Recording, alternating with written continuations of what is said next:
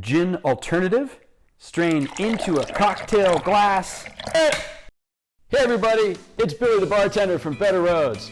Do you love gin sours? Do you like that lemony taste from a gin sour, not the booze? Want to figure out how to incorporate an egg into that? I got a great recipe for you, the Better Gin Sour. Check it out!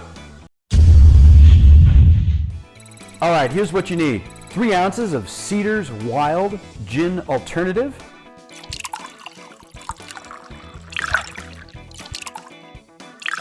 1 ounce fresh squeezed lemon juice. ½ ounce agave simple syrup. 1 egg white. Some ice. Shake that bad boy up.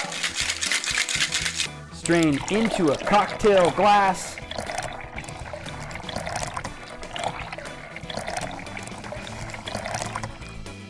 Take that lemon rind garnish, give it a swirl, and enjoy your Better Gin Sour.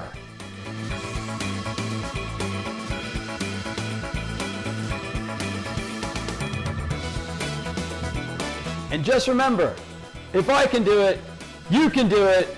Let's get to it! Just remember, if I can do it, you can do it. No, okay.